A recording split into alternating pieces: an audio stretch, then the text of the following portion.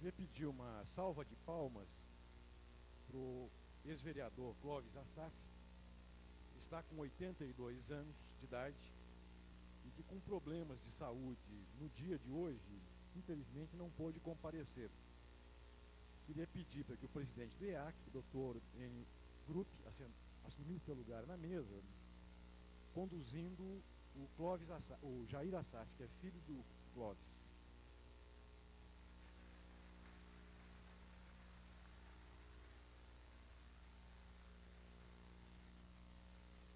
Queria convidar também o presidente dessa instituição, que foi secretário quase todas as administrações, ocupou quase todas as secretarias, José Antônio Antiório, que viria acompanhado pelo vereador Mário Luiz Guide, que é diretor de eventos do EAC 21.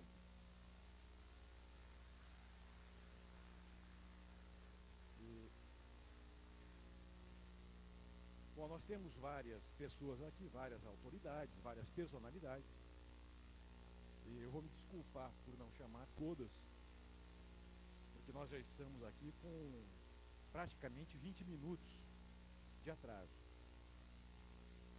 Queria que o presidente do IEAC, doutor Enio Grupp, explicasse qual é a mecânica do debate hoje.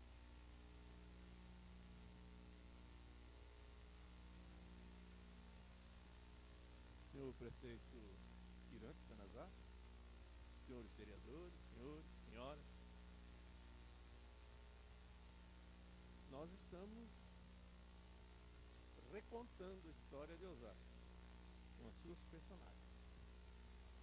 De todas as ciências, a mais difícil, a mais dramática é exatamente a história. Porque a história é utilizada para construir mitos e destruir personalidades. No Paraguai, a figura histórica, o herói nacional é Solano Lopes.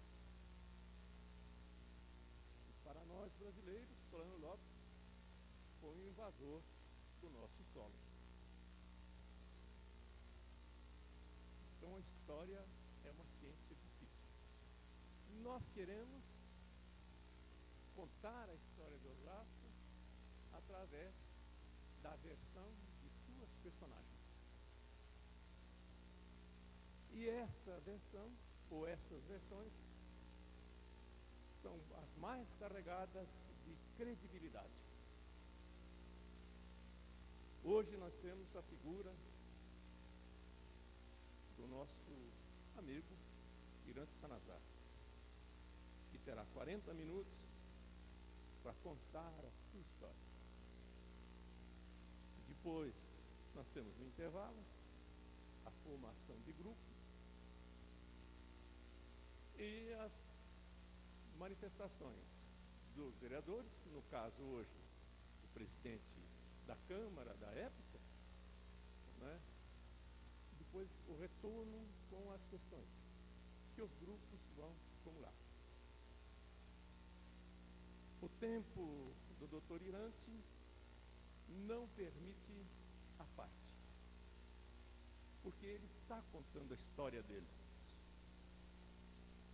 Depois sim que virão as perguntas. Com a palavra, o doutor Irante Sanazar.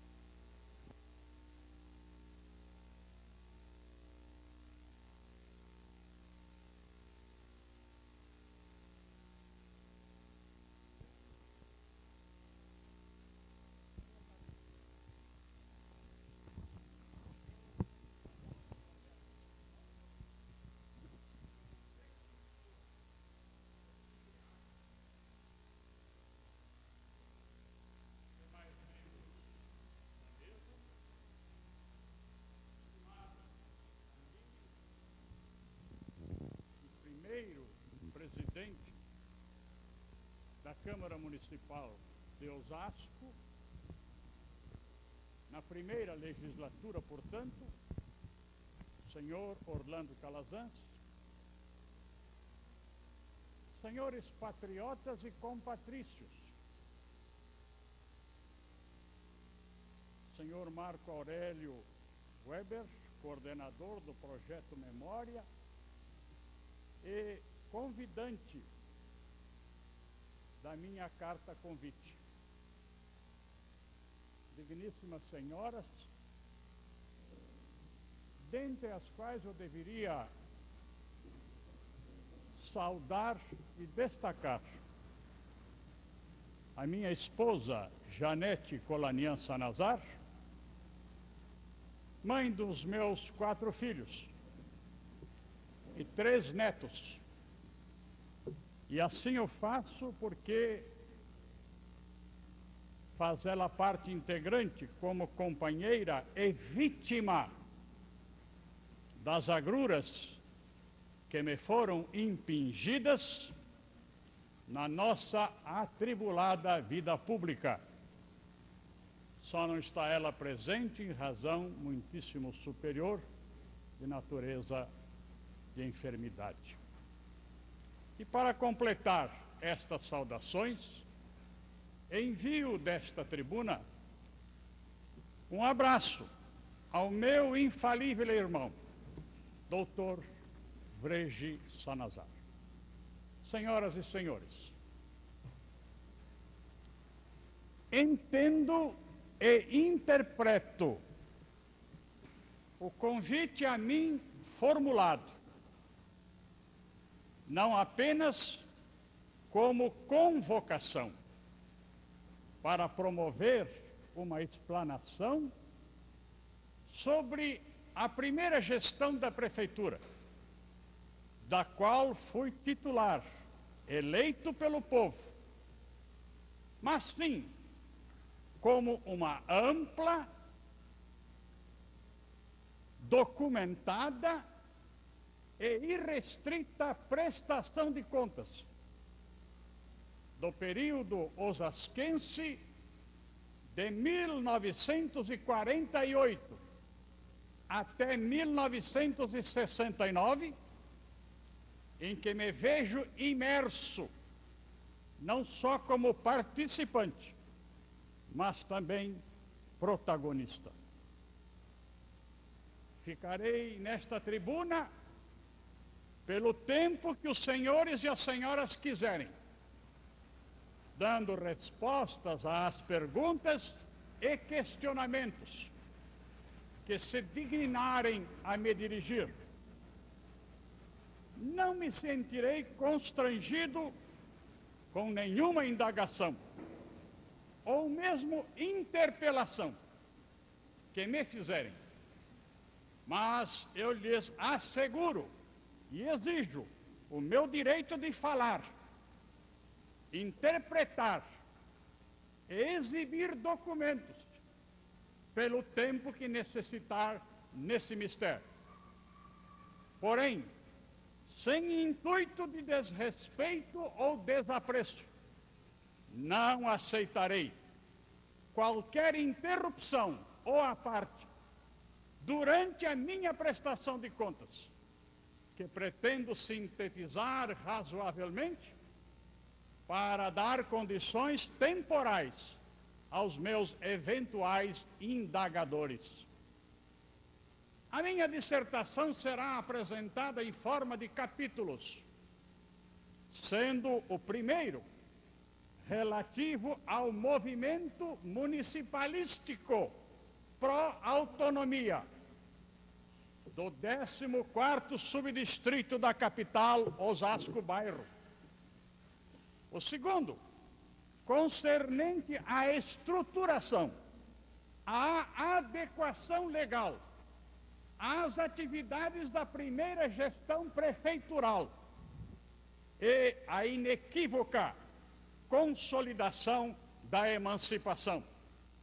E o terceiro capítulo versará sobre a Revolução deflagrada em 31 de março de 1964 e suas desastrosas e nefastas consequências para Osasco, e particularmente para a minha vida pública de primeiro prefeito, em período de 17 anos, entre 1948 até 1969. Senhores, se os nobres dirigentes deste simpósio concordarem com as premissas e a temática que acabo de revelar, então iniciarei a tarefa que se me impus. Número 1. Fase anterior ao primeiro plebiscito. A. Entrada em vigor da nova divisão administrativa e territorial de São Paulo, transformando e rebaixando o então distrito de Osasco em 14º subdistrito em 1943, gerando murmúrios de revolta nas forças ativas do bairro. Isso não obstante, o abandono e o descaso para com o extremo oeste da capital era total. Um arremedo de oposição se formou aqui, com criação de uma frágil entidade, de nome 6 de Janeiro, sob a direção do tenente Antônio Canos Quadros. B. Fundação da Sociedade Amigos do Distrito de Osasco, assado, sob a presidência do dentista Dr. Reinaldo de Oliveira, em 1948, em cuja ata consta o meu humilde nome. Fomenta-se a promoção da campanha, não para a emancipação, como muitos pensam, mas sim para a restauração do antigo distrito, visualizando-se a criação de uma subprefeitura com dotação orçamentária própria e nomeação de um subsecretariado distrital e um subprefeito subordinado ao prefeito da capital. Este esforço foi baldado e inútil. C. Afrontados os brios dos líderes da época, Assado despertou a consciência da autonomia. Eis que Osasco contava com indústrias fortes, comércios em profusão, não contava com a mínima retribuição aos impostos que carreava para São Paulo. E um fator vigoroso veio a somar a intenção separatista, ou seja, o início das colossais obras da Cidade de Deus, terminadas em 1953, com a transferência do Banco Brasileiro de Descontos de Marília para a Vila Yara. D. O primeiro plebiscito, ou consulta popular, foi autorizado pela Assembleia Legislativa com destacada atuação parlamentar dos deputados Eusébio Rocha, Gilberto Chaves e Anacleto Campanella. Este despertamento cívico foi fortemente motivado pela emancipação do distrito de Barueri, que se separou de Santana de Parnaíba aos 26 de março de 1948. O plebiscito de Osasco havia sido marcado para 13 de dezembro de 1953. Pois, sem resultante, porque foi frustrante para a nossa população, já que a maioria do eleitorado de então votou a favor do não, com a diferença de 105 votos, recusando-se a aceitar a criação de uma prefeitura e uma Câmara de Vereadores autônomos em Osasco. E, inconformada, mas acumulando energias, novas adesões e experiências, Assado obteve permissão para a realização do segundo e último plebiscito, no dia 21 de dezembro de 1958, graças à lei quinquenal. Desta vez, a vitória do sim se mostrou expressiva, com a vantagem de 1.100 votos a seu favor. F. A surpresa e a revolta da Prefeitura de São Paulo não se fez por esperar. Quer suspendendo qualquer ajuda, além da mantença das escolas e do posto de saúde, e quer continuando a arrecadar seus tributos, desde o plebiscito até a efetiva entrega da res pública, o patrimônio público após 4 anos. G. Além disso, interpôs sucessivos recursos jurídicos, tentando invalidar o plebiscito de 1958. Ora em face da Assembleia Legislativa, ora perante o Egrégio Tribunal de Justiça do Estado, chegando no mais alto patamar judiciário do país, o Supremo Tribunal Federal. H.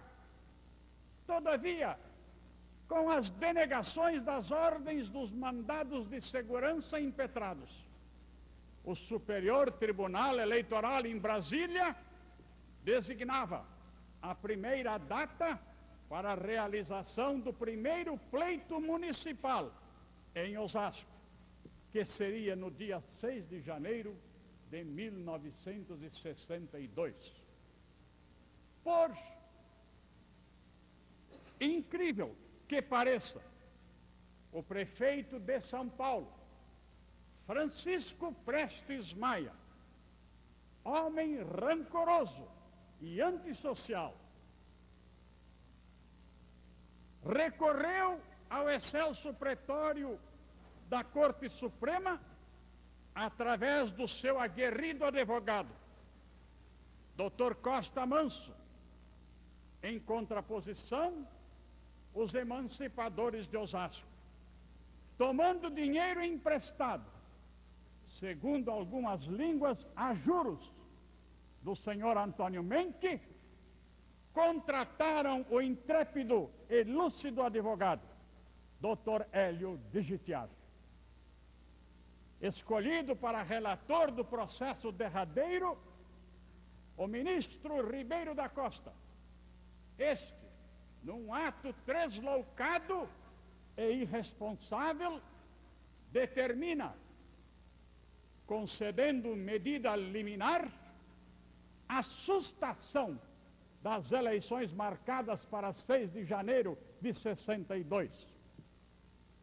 Isto ocorreu na tarde do dia 5 de janeiro, exatamente 20 horas anteriores ao pleito designado.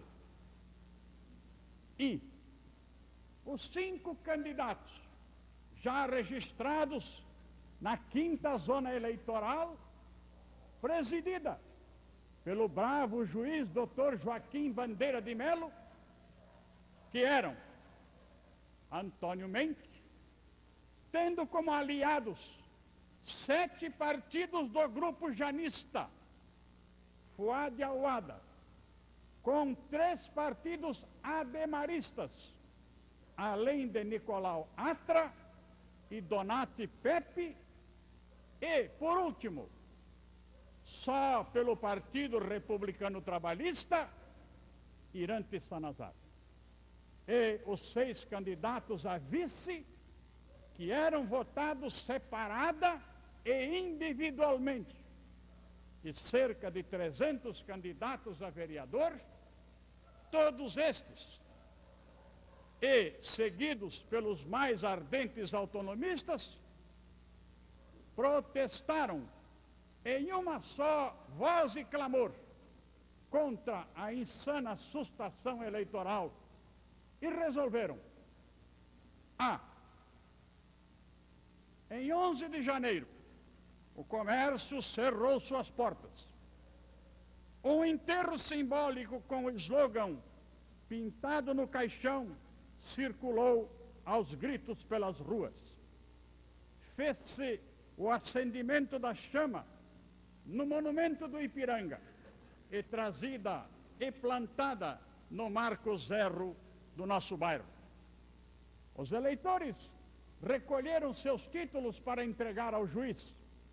E aos 12 de janeiro, uma colossal e nunca vista carreata segue para a capital, com o intuito enlouquecido de bloquear as ruas centrais e se concentrar na redação dos diários associados, na Assembleia Legislativa e nos portões do Ibirapuera, conseguindo despertar a solidariedade de Assis Chateaubriand, o presidente, e deputado Roberto de Abreu Sodré, mas também o repúdio do prefeito Prestes Maia, que lançou as metralhadoras sobre os osasquenses.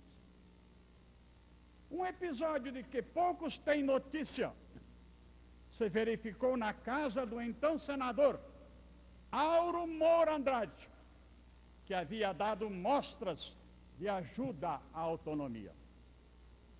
Reunido com seus líderes da emancipação, foi ele interpelado por um jovem, audaz e afoito, Irante Sanazar, que lhe falou frontalmente, aspas: a presumível negligência de Vossa Excelência foi a causa da sustação da eleição de Osasco.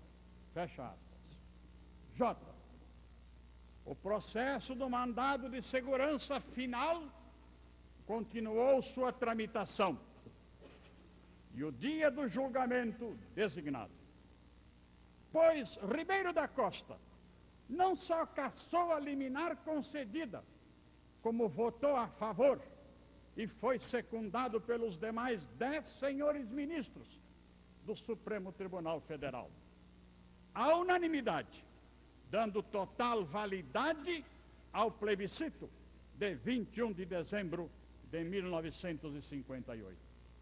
Em seguida, o Superior Tribunal Eleitoral marcou a primeira eleição de Osasco para o dia 4 de fevereiro de 1962, tendo presidido o pleito a equipe da 5ª Zona Eleitoral. Irante Sanazar foi eleito com 51% do eleitorado, mais do que a soma dos votos dados aos outros 4 candidatos.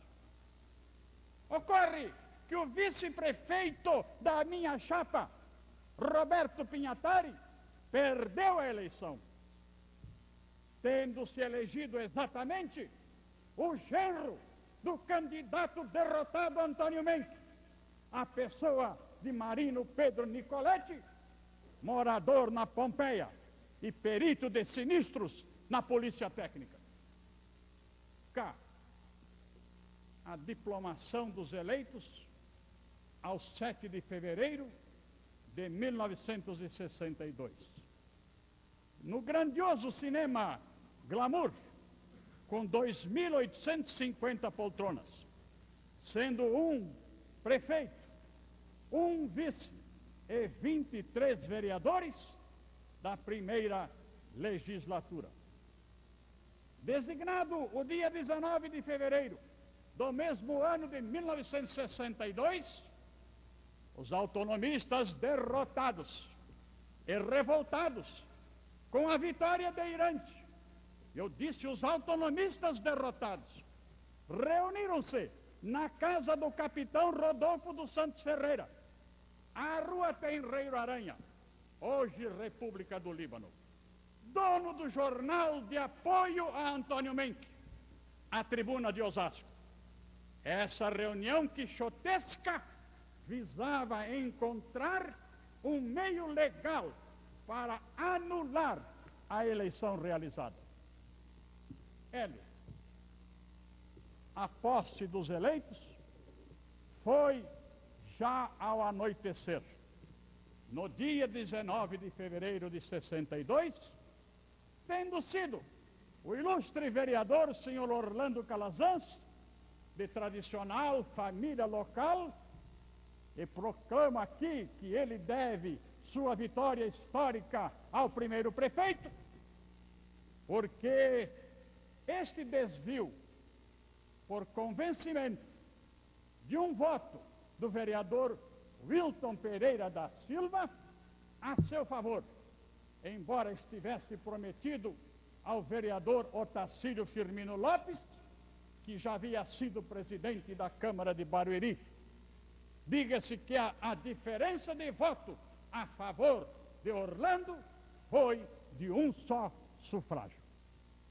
Item 2. Precariedades iniciais, estruturais, etc., da Prefeitura. Aos 20 de fevereiro de 1962, no primeiro dia após a posse, mais de 300 pessoas se aglomeravam no portão da minha casa. Queriam um emprego. Mas eu não tinha para onde ir, sem gabinete, sem mesa, cadeira, máquina datilográfica, sem cadastro mobiliário ou imobiliário, sem crédito, sem conta bancária, sem um funcionário, um técnico, sem dinheiro, sem veículos, etc. Especialmente sem telefone, a não ser uma caixa pendurada com corneta, manivela e campainha na parede. Consegui, com o Dr. Fernando Marrei, a cessão gratuita de um velho casarão na Rua Primitiva Bianco, próximo ao Largo, por 6 meses. 2. Consegui, com José Bacarelli, eu vou fazer uma interrupção na minha leitura, para voltar ao introito do meu discurso. Eu preciso de tempo para contar a história de Osasco, mais do que minha versão pessoal, mas sim o retrato fiel das ocorrências da época. Eu não posso ficar apenas com 15 minutos a mais. Se os senhores não concordam, eu vou me retirar com toda a história aqui escrita. E já tinha dito, desde o princípio, ao meu querido amigo Roberto Espinosa, que eu precisava de tempo. Não só pela amplitude que eu ia abordar, mas pela conflitância dos assuntos que eu vou trazer aqui. Talvez a comissão perguntasse ao povo se está querendo ouvir o resto do discurso.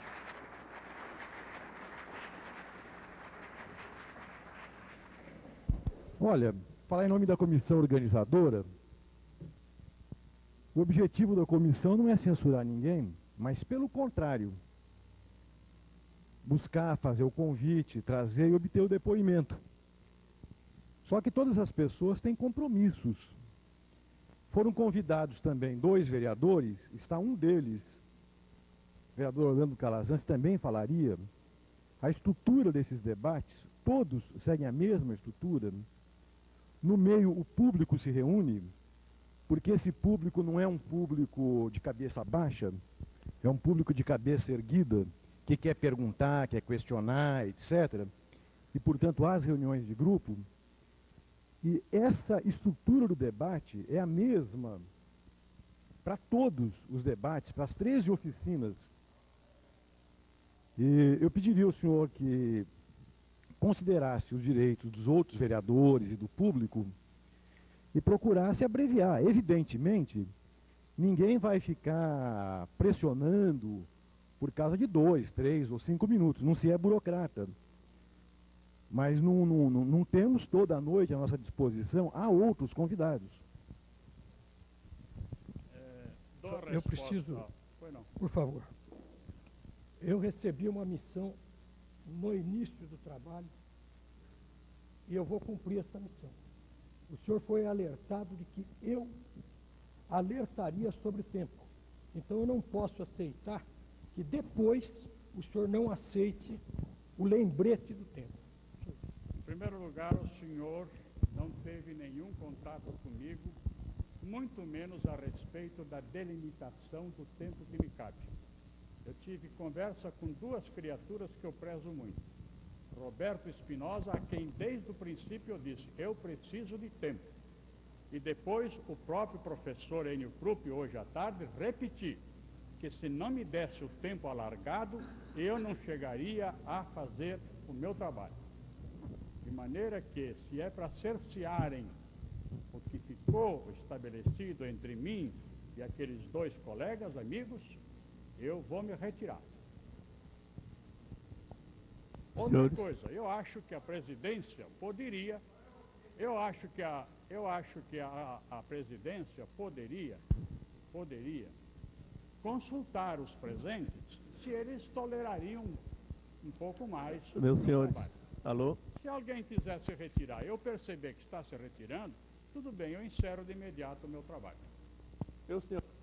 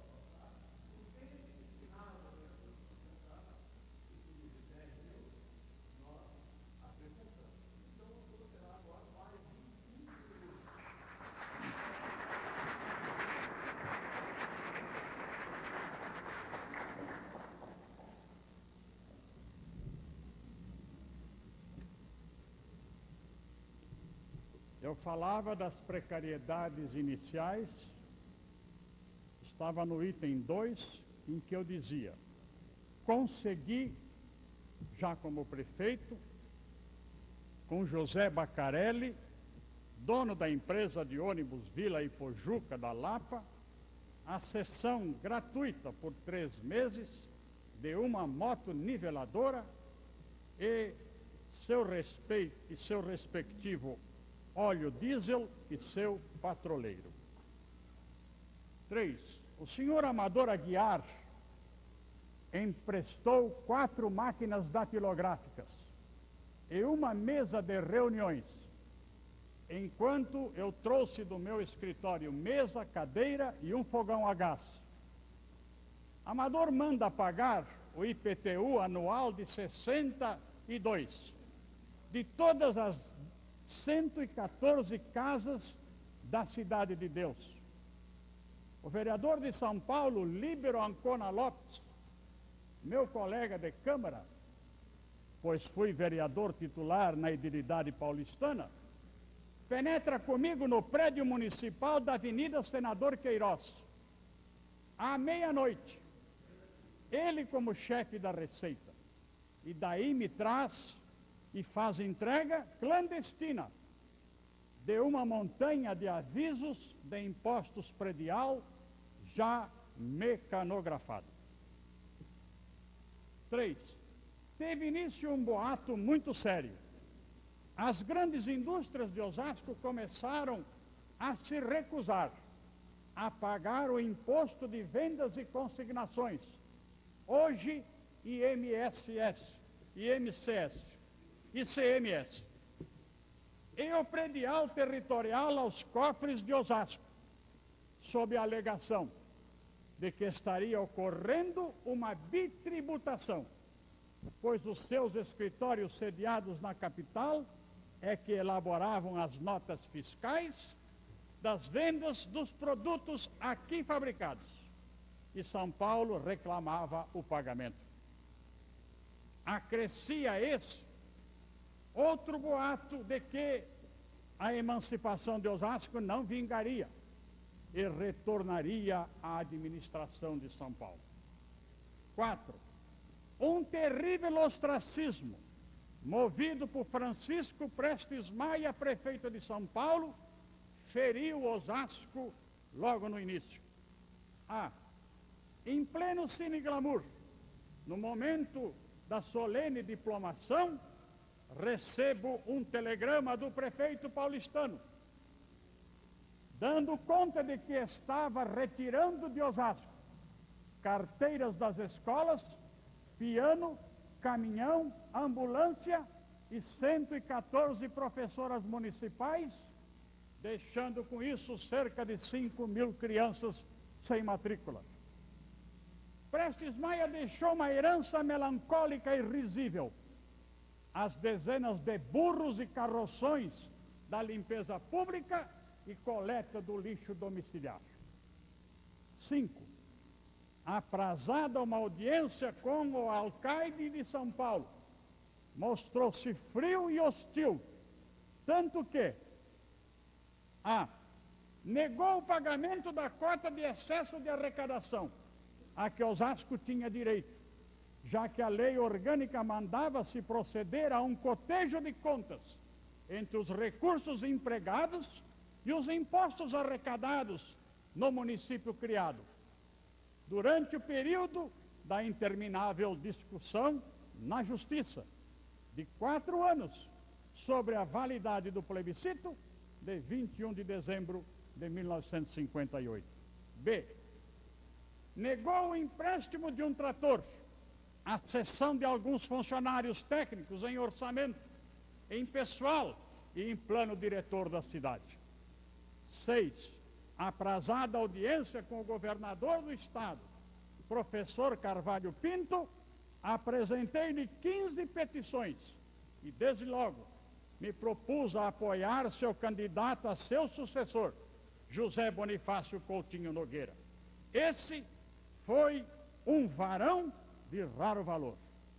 Mandou pagar a cota de excesso de arrecadação do imposto de vendas e consignações. Admitiu a transferência para a administração do Estado, os ensinos primário e secundário.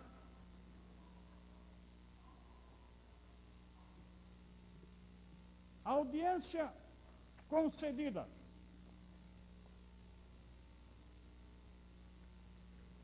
Ensino primário e secundário para o Estado. E mais, substituição daquelas 114 professoras municipais levadas por Prestes Maia. Convênio para a implantação das redes de água e de esgoto. Policiamento militar criando quartel na bela fábrica Água Que Boa, no local onde hoje está o Paço Municipal. Criação da 24ª Delegacia de Polícia Civil. Preparação de mensagem ao Tribunal de Justiça para a criação e instalação da comarca, tendo sido fórum instalado em prédio comprado na primeira gestão, onde se instala hoje a Câmara de Vereadores, e antes esteve lá a sede oficial da Prefeitura. Após sairmos do velho casarão, cedido por 6 meses por Fernando Marreiro. Estendeu o convênio da Aliança para o Progresso de John Kennedy, com distribuição permanente de leite em pó, pela nossa promoção social. A aprazada audiência com o ilustre brigadeiro Faria Lima, então secretário de Estado da Aviação e Obras Públicas, que cedeu um funcionário nascido em Osasco, Dr. Rui Gama, brioso moço, que estudou, planejou e viu aprovado seu plano urbanístico de Osasco, a começar com o grande alargamento da hoje Praça Antônio Mendes e o alargamento da passagem de nível inferior sobre os trilhos da ferrovia Sorocabana. Item 3. Exigências inaceitáveis de opositores. A. Um vereador, dizendo-se representante da maioria, vem ao meu gabinete e propõe, em troca de apoio aos projetos do Executivo, a nomeação de 50% dos funcionários da Prefeitura a serem indicados pelos vereadores. B. A audiência concedida a Silvio Gagliardi, adversário político derrotado, que me solicitou sua nomeação para secretário da Fazenda e indicando o Dr. Hugo Crepaldi Filho para secretário dos Negócios Jurídicos, ou, em caso negativo, o senhor Cizenando Silveira. Cizenando Afonso. Minha resposta, aspas, em nomeações específicas para a Fazenda e para o Jurídico, os nomeados deverão ser amigos e da estrita confiança do nomeante, porque essas duas pastas são semelhantes ao coveiro do prefeito. Recusei e nomeei figuras de escola de minha estrita admiração e simpatia. C. Audiência espontânea ao vice-prefeito em Poçado, Marino Pedro Nicoletti, no gabinete. Pediu-me sua nomeação para secretário de Obras e Serviços. Aleguei-lhe que seu cargo era eletivo e a lei vedava sua nomeação para cargo técnico. Todavia, se ele me trouxesse um parecer de algum jurista, dando-me supedâneo para nomeá-lo, sem correr eu perigo de algum pedido de impeachment na Câmara, e ainda pedi a ele que elaborasse o plano diretor da cidade como engenheiro da Polícia Técnica. Prometeu trazer-me, confiado num único caso no Brasil, onde se dava emprego técnico para um vice-prefeito no Rio Grande do Sul. Lamento dizer-lhes que jamais me fez chegar esse parecer jurídico e interpretativo da lei pertinente. D. Audiência espontânea ao presidente eleito e empossado, meu colega de escola primária, vereador Orlando Calazans, que me solicitou nomeação da professora Helena Pinhatari Werner, senhora de nomeada nos quadros do magistério do Senearc, que nomeei para a Secretaria da Educação e Cultura. 4. Implantação da máquina e sua atividade. A. Nomeação sem ônus à Prefeitura de fiscais de feiras, de mercado municipal, do comércio geral e clubes sociais e de entregadores de avisos de impostos furtados na Receita de São Paulo. B. Nomeação do secretariado número 1, pioneiro. Negócios Jurídicos, Dr. Alcides Moioli. Fazenda, professor Anésio Cabral. Administração, José Eduardo Costa, 30 anos na assessoria da Prefeitura de São Paulo.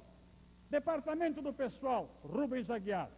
Diretoria de Transporte, Licenciamento e Emplacamento, Hélio Gasparini. Secretaria de Educação, professora Helena Pinhatari Werner. Da Saúde e Higiene, o ilustre médico, Dr. Conrado Cesarino Nuvolini. Departamento de Esportes e Recreação, Manuel Fiorita. Secretaria da Promoção Social, o SASMO, tendo como fundadora e primeira presidenta a primeira-dama Janete Colonian Sanazar, com gratuidade, nomeação pro honore, a honra do cargo, que usava automóvel e gasolina do seu próprio pai. Assistência Técnico-Legislativa, ATL, Dr. Celso Vale, 30 anos de assessoria na Assembleia Legislativa. Chefe de gabinete, Avidis Seferiano. Coadjutores pro honore, Rubens Meirelles, Pascoal Famar, de invejável saber administrativo, vindos às escondidas da Prefeitura de São Paulo. C. Compra por desapropriação de 4 prédios. O da sede do município, Avenida dos Autonomistas. O da fazenda, que serviu a Prozasco, no calçadão da Rua Antônio Agu. O da Liga de Esportes, Amador, no Jardim Agu, Praça Padroeira do Brasil. E entendimentos prévios para o prédio da Rua Minas Bogazian, onde se instalou a Junta de Conciliação e Julgamento da Justiça do Trabalho. Item 5. Após a rápida estruturação, adotou-se o lema Osasco constrói e o slogan Autonomia Justificada. Essa era a manobra ostensiva para inibir a Prefeitura de São Paulo de tentar realizar, com base na lei quinquenal dos anos terminados em 3 em 8, um novo plebiscito em 1963 para reanexar Osasco a São Paulo. Aqui se explica o porquê de Francisco Prestes Maia ter depenado o distrito, levando tudo para São Paulo, menos os burros esqueléticos e seus carroções metálicos trombolhos. Depenando e enfraquecendo Osasco, o povo desaprovaria a emancipação e votaria pela anexação de retorno à Prefeitura da capital. Assim, vejamos as tarefas práticas iniciais. Negócios jurídicos. Elaboração dos contratos da Prefeitura com textos prévios de editais e especificações técnicas. Elaboração dos códigos de obra e de posturas, do Código Sanitário, do Código de Finanças e do Estatuto dos Funcionários, com ensino das atribuições funcionais dos servidores. ATL, elaboração e remessa de mensagens de projetos do Executivo ao Legislativo e respostas a todos os expedientes emitidos pela Câmara Municipal. Adaptação da legislação deixada por São Paulo às peculiaridades do novo município. Negócios fazendários. Implantação dos serviços de orçamento e de balancetes anual e trimestrais. Distribuição de avisos de impostos. Criação do quadro de lançadores de impostos. Tesouraria. Recebedoria e pagadoria. Serviços de controle e empenho de verbas. Venda por asta pública dos burros e dos carroções da limpeza pública. Compra de 17 caminhonetes, uma perua, de 6 ambulâncias, de 8 coletores de lixo automáticos Colecom e um caminhão-tanque para lavagem de ruas e leitos de feiras livres. Administração, hoje pomposamente denominado do governo municipal. Implantação da máquina interna, organograma do pessoal, planos de cargos e carreiras, serviço de colocação profissional, serviço de alistamento militar. Secretaria da Educação e Cultura, Reunião em São Paulo com o então ministro da Educação, Darcy Ribeiro. Criação de cursos de alfabetização de adultos. Criação de cursos de corte e costura. Economia astronômica com a transferência dos ensinos primário e secundário do governo do Estado. Criação do Conservatório Musical Vila Lobos. Criação da Orquestra de Câmara. Criação do coral, paramentado, orfeônico. Formação de banda municipal, sem desfalque para a banda Santo Antônio da Igreja. Instalação de 8 parques infantis, através de convênio com a Secretaria Estadual, o Padre Baleeiro, com ocupação de áreas remanescentes dos grupos escolares. Concursos, 2 concursos de bandas militares na Praça Duque de Caxias, na Bela Vista. Adoção dos costumes europeus de se tocar músicas típicas com a banda e o coral nos portões de numerosas famílias, nos eventos do Natal, da Fraternidade Universal e no Dia das Mães. Realização de desfiles do Dia da Pátria, o 7 de setembro, na Avenida dos Autonomistas. Promoção de romarias de peregrinos a pé e a cavalo ao Santuário de Pirapora do Bom Jesus. Criação, instalação e obtenção de acervo de livros para a Biblioteca Municipal Monteiro Lobato. Projeto enviado à Câmara para a criação da Faculdade de Direito. Posse solene no Cine Estoril da Congregação de Professores da Faculdade Municipal de Ciências Econômicas e Administrativas. Concessão de bolsas de estudos a estudantes pobres. Criação e uniformização da guarda noturna de vídeos de ruas e praças. Doação, através de compra da Companhia Cerâmica de Osasco, de 18 mil metros quadrados de área para a construção imediata do Senai. Neste instante, peço o respeito dos presentes para esta revelação. Tal a importância que encerra a formação moral e cívica da juventude. Criação, implantação, uniformização e profissionalização da Juventude Cívica de Osasco, a JUCO, no dia 26 de abril de 1962, após somente 64 dias da posse do primeiro prefeito. Secretaria de Esportes e Recreação. Formação de 2 seleções de futebol, A e B, com vistas à profissionalização. Envio de luzida delegação esportista aos Jogos Abertos do Interior, em São José do Rio Preto, logo no início do governo. Instalação da Liga de Futebol Amador.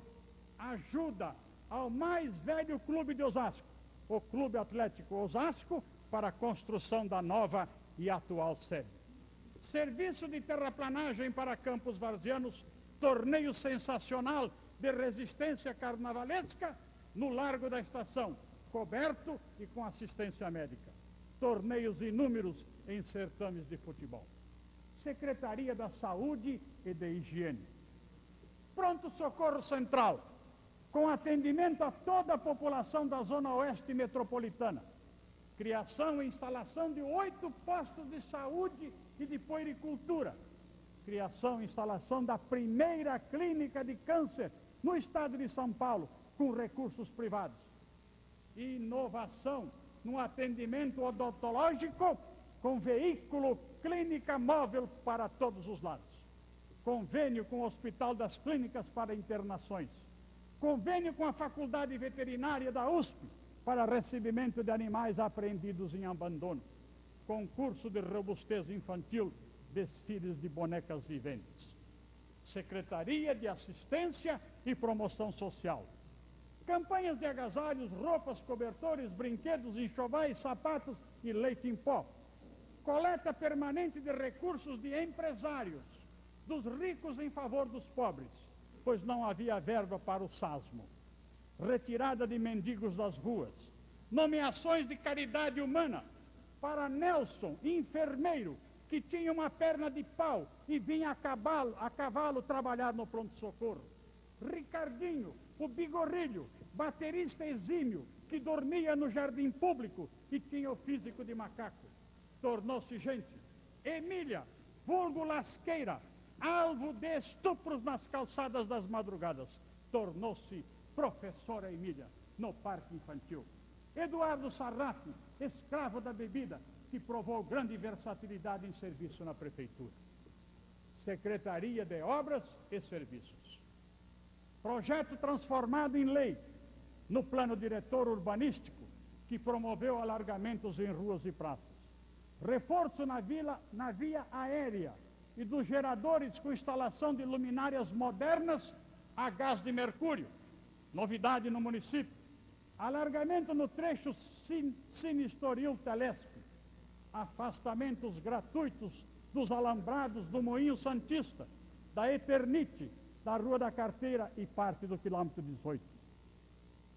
Ligação aérea, viária, repito, peço desculpas, ligação viária das ruas André Rovai e Erasmo Braga, com retirada a título gratuito de 10 chaminés, balança para caminhões, tanque de óleo metálico, paredão que estrangulava trechos, tudo sem ônus para o tesouro. Asfaltamento gratuito de 3 grandes vias de acesso ao município, como a Avenida dos Autonomistas até o Largo do Novo Osasco, do Clube dos Sargentos até a Vila dos Remédios, com a dinamitação de uma enorme pedra no trajeto, e no Jardim Piratininga, INSS, até o final do Jardim Mutinga, divisa com o bairro de Piauí de São Paulo. Construção de 2 pontes flutuantes de tambores, com 4 holofotes de alta potência sobre o rio Tietê. Um na travessia da Vila São José e outro na Vila dos Remédios. Aluguéis de tratores, plano de arborização, coletores de lixo no centro de Osasco, criação de linhas de ônibus com terraplanagem, regularização de leitos de feiras livres e apedregulhamento de ruas da periferia. Importantes obras. A abertura de concorrência internacional para a exploração da telefonia automática no sistema DDD, com implantação das redes e da central telefônica da Cotespa. Osasco passou a falar com o mundo. O telefone era suburbano de manivela. 102 ruas dotadas de guias e sarjetas. 44 ruas entre longas e curtas, dotadas de asfaltamento da melhor qualidade, que resistem ao pesado tráfego até hoje. Canalização de águas fluviais e bocas de lobo. 2 lindas praças arborizadas, ajardinadas e dotadas de fontes luminosas. Canalização com galerias de concreto para 2 córregos sumamente importantes, que acabaram com as enchentes na área central do município. A galeria da Rua Pedro Fioretti, que descarrega o enorme volume de águas do Alto de Bela Vista, no Rio Tietê, e a galeria da antiga Rua da Escola, hoje Jataí Marcondes Ferraz, com perfuração de 6 metros abaixo da linha do trem, também com queda no Rio Tietê. Observação: na arrecadação global dos municípios, a participação da União Federal era de 60%. A participação dos impostos arrecadados em Osasco do Estado eram de 37% e do município 3%. Hoje é 23%. Terceiro e último capítulo. Senhoras e senhores, tenhamos em nossa memória os terríveis idos de 31 de março de 1964. Quando o governo de Jango Goulart, então vice-presidente da República, que havia assumido o poder máximo do país em razão da incrível renúncia do presidente eleito com 6 milhões de votos, Jânio da Silva Quadros, esse país foi sacudido e golpeado.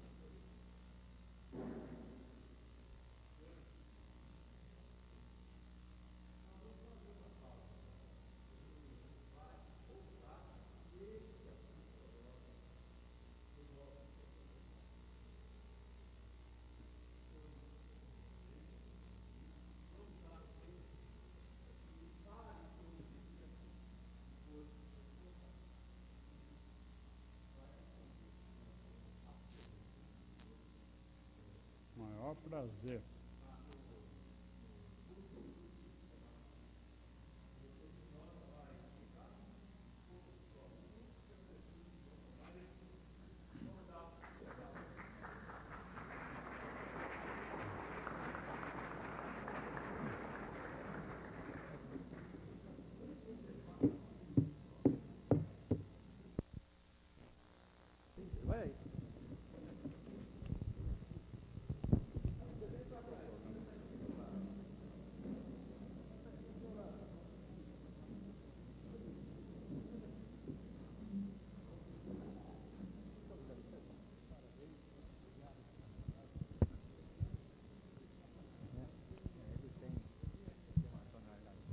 Meu senhor. Aí tá bom.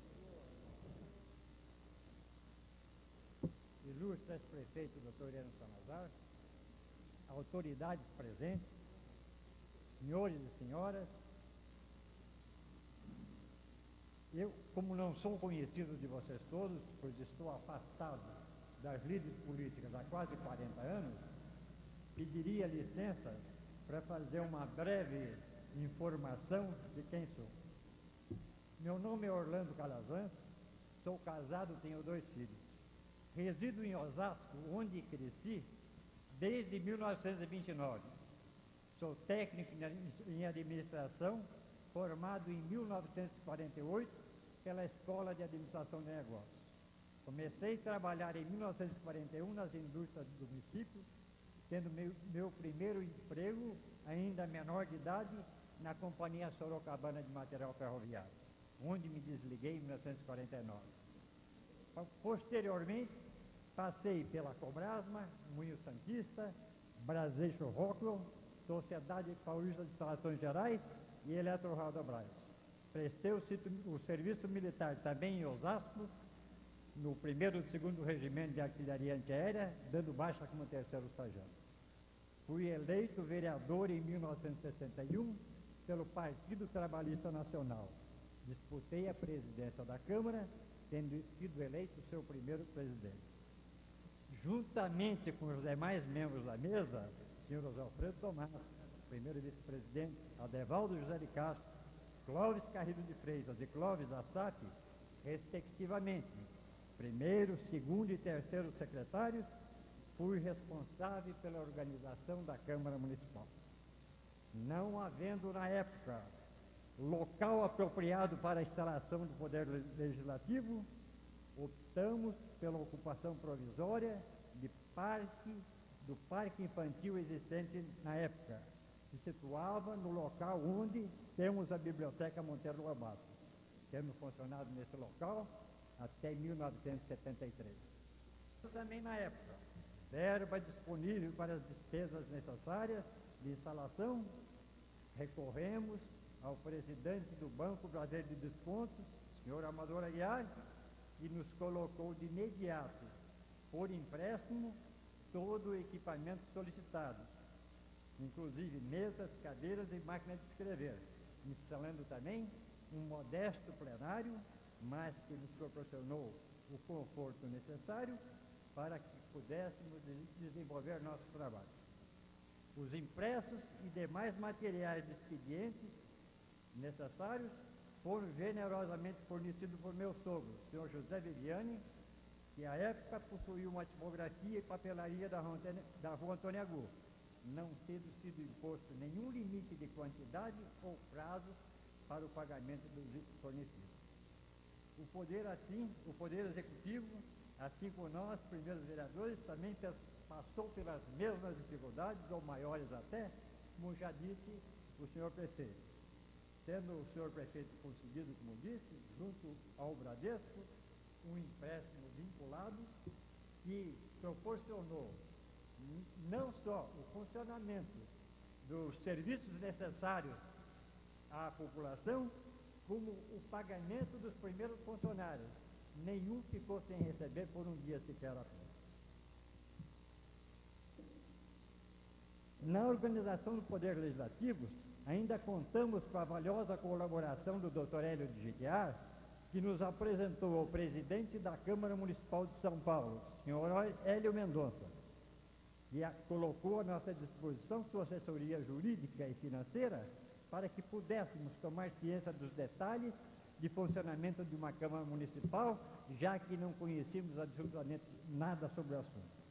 Contamos também com a valiosa colaboração do Sr. Rafael Luiz Mair, que valorosamente assumiu a responsabilidade pela execução do serviço de preparação de projetos, requerimentos e registros e também pelo treinamento dos primeiros funcionários. O primeiro orçamento da Câmara foi previsto em aproximadamente R$400 mil, em valores atualizados, mais ou menos, ficando estabelecido que o número máximo de funcionários na época não poderia ultrapassar de 26 pessoas. Informo ainda que não coloquei na Câmara Municipal um funcionário sequer que fosse meu parente ou meu cabo eleitoral. Não pus. Exerci meu mandato até 1965, tendo feito sempre parte do grupo de oposição ao então prefeito Irani Salazar, grupo esse composto por 7 vereadores, que mantiveram juntos e unidos até o fim do nosso mandato. Agora, gostaria de falar um pouco sobre o problema para que fui convidado.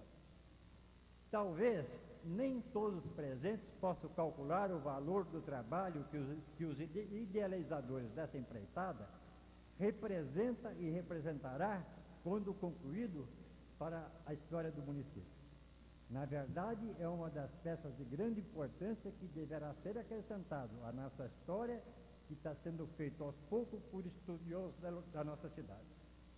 Pelo que já foi publicado, conhecemos muito mais os primórdios do município do que os fatos ocorridos desde a sua emancipação, que, como todos sabem, foi muito tumultuada.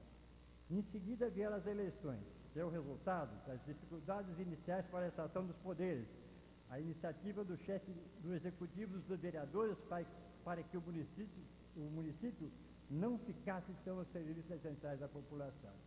Há que se lembrar também dos esforços despendidos para se conseguir, junto à Prefeitura de São Paulo, a transferência do cadastro imobiliário, como já disse o nosso ex-prefeito, necessária para que o município pudesse organizar seus serviços. Creio que esta fase necessita ser bem pesquisada e com bastante critério para que os fatos sejam bem acreditados daqueles que verdadeiramente trabalharam para isso. Gostaria de lembrá-los que nosso município tem apenas 37 anos de idade, é muito novo, e que a maioria dos participantes, não só do movimento de emancipação, como também os componentes dos dois poderes, inclusive seus secretários e diretores ainda vivos, pode oferecer subsídio histórico que não deve ser perdido. Por compromisso de trabalho fora de Osasco, não tive a oportunidade de um contato com os organizadores, o que me daria condições de preparar-me melhor, talvez por documentos, para uma maior participação ou melhor participação nesse evento. Como já disse, o período da minha permanência na Câmara foi bastante conturbado. E justamente nesse período de 72 a 74 é que fui convidado para falar. Penso seja necessário um desdobramento desse período após os trabalhos de hoje, sendo dividido ano a ano por vereadores das respectivas legislaturas. Gostaria também de comentar a forma estabelecida para os pronunciamentos. Para se evitar o que está acontecendo hoje, como durante a minha eleição de vereador sempre fiz parte do grupo de oposição ao prefeito, não nego que entreveros tivemos, e não foram poucos, o que não me permite sozinho refutar algum pronunciamento que julgue não ser correto. O que for verdadeiro, sinto-me inteiramente à vontade para apoiar. Com uma história vivida de fatos, a amizade, a inibição e outros fatores não devem influir na apuração da verdade histórica.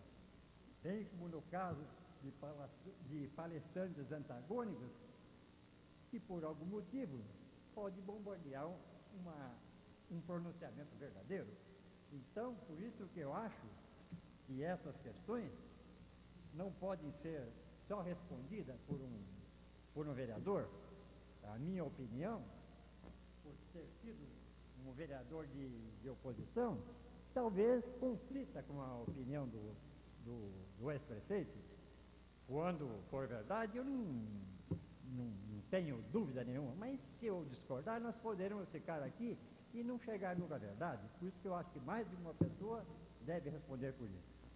Esses debates deveriam ser proferidos após o Instituto convidar o palestrante principal, solicitando que este fornecesse por escrito o assunto pretendido, que seria distribuído a 4 ou 6 participantes, metade indicados pelo prefeito, no caso de hoje, e metade por indicação do Instituto, mas que fosse metade da situação, metade da oposição. Os indicados teriam tempo para pesquisar o assunto, e em reunião não plenária, emitir parecer escrito sobre o caso, que seria levado à reunião plenária posteriormente para a discussão com o palestrante principal. Creio que assim nós evitaríamos o que está ocorrendo hoje. É o que eu tinha a dizer por enquanto.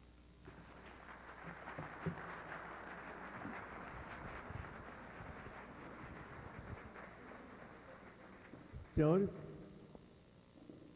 vamos agora à segunda parte. Mas eu queria só fazer uma observação, que o Instituto não quer provocar polêmica. O Instituto não está provocando polêmica, o Instituto está colhendo depoimentos. Quem quiser fazer o estudo detalhado da história tem que buscar os anais, os documentos. Vamos aos grupos. Olha, alguns avisos aqui. Bom, primeira coisa é o seguinte. A história é um prato fascinante, né? Essas oficinas não pretendem esgotar. Elas são apenas um trailer, um aperitivo. E elas representam, na verdade, um desafio aos historiadores para que eles realizem esse trabalho e continuem aprofundando. E o objetivo não é o debate, mas é provocar a curiosidade sobre o passado. Eu acho que está sendo conseguido. O que está acontecendo nessa noite, já aconteceu na sexta-feira, o que vai acontecer em todas as próximas noites, está sendo gravado. Quem tiver interesse em obter a íntegra do que foi dito num tabloide que vai ser publicado, pode se inscrever lá no fundo, na salinha. Os debates também estão sendo gravados em vídeo. Quem tiver interesse em adquirir uma fita, também terá essa fita à disposição. Isso também não é o ponto final. Nós não estamos aqui julgando a história. Nós estamos apenas abordando.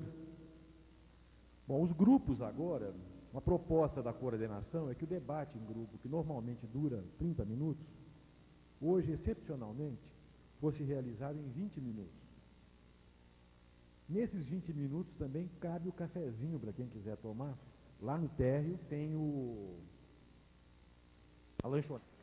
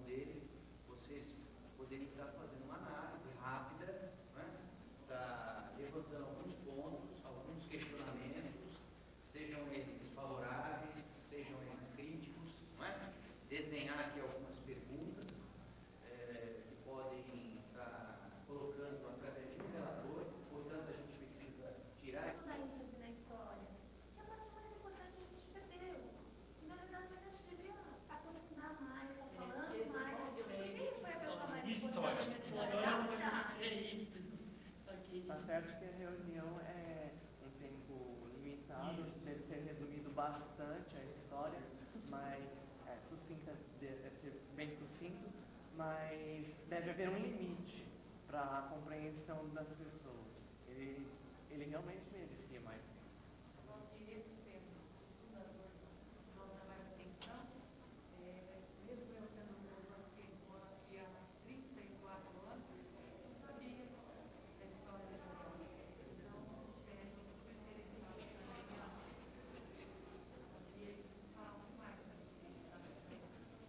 podemos colocar como sugestão um dia especial só para ele. Para ele. Né? Senhora, uma forma de trabalho que foi um princípio no começo, né? E houve muita dificuldade. De uma certa forma, ele realmente fez uma descrição do trabalho todo que realmente não brincadeira, mas se juntou, eu fui lá no secretariado, ele se juntou com o secretariado, muito bom, em nome expressivo da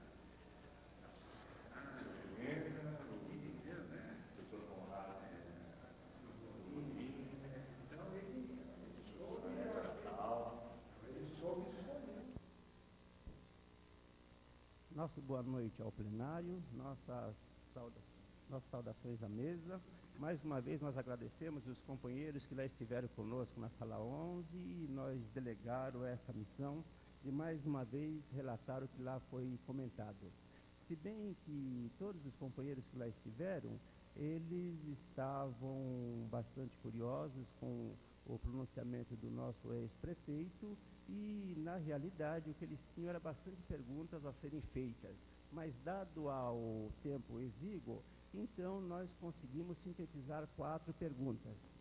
Mas eu gostaria também de dizer, senhor prefeito, que todos nós, hoje nós nos enriquecemos um pouco mais de sabedoria. Eu, por exemplo, que cheguei em Osasco em 49, vivenciei e acompanhei um bocadinho essa história. Mas a maioria dos companheiros que estavam conosco naquela sala, eles estavam curiosíssimos, porque eram pessoas jovens, e hoje eles confessaram que foi um aprendizado. Mas, aliás, me desculpe, o nosso coordenador Divaldi, o professor Divaldi foi o nosso coordenador, e eu não me apresentei porque foi um descuido também, mas eu sou o Nascimento. A primeira pergunta ali levantada foi qual foi